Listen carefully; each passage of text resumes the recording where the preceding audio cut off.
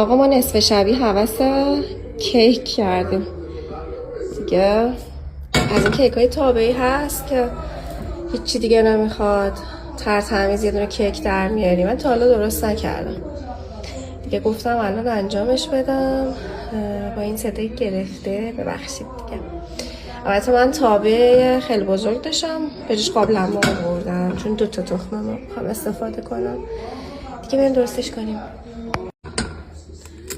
2 تا تخمه، ای وای 2 تا تخمه مرغ میخوام. خب دیگه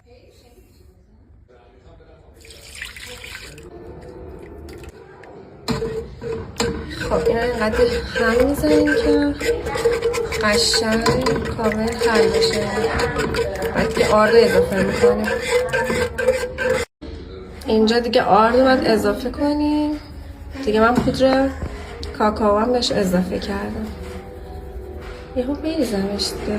آره نمیدونم چطوری بشه دیگه، انجامش دارم دیگه، ببینم نتیجهش چجوری میشه دیگه. بره به هم بخوره که ببینیم چجوری ها بشه. نمیدونم احساس خوبی بهش ندارم چجوری میشه.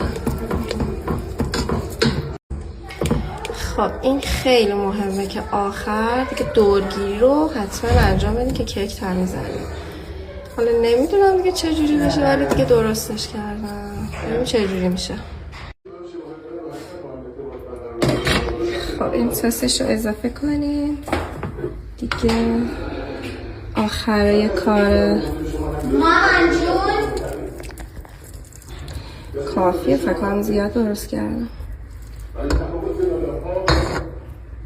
اوکیه.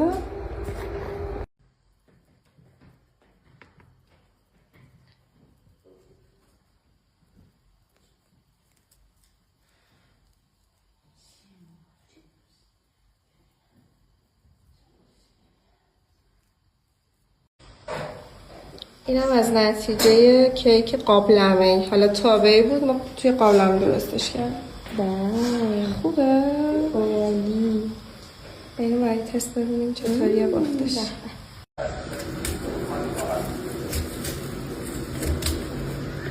بافتش هم خوبه. آره؟ آره بابا بافتش هم خوبه. اوکیه. اینجوری بد میشه آخه. مانا اون قهوه رو بیار برام. کش بزن بسا.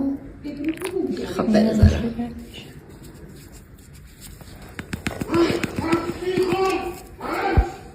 میگیرم قاشقم میگیرم بزن.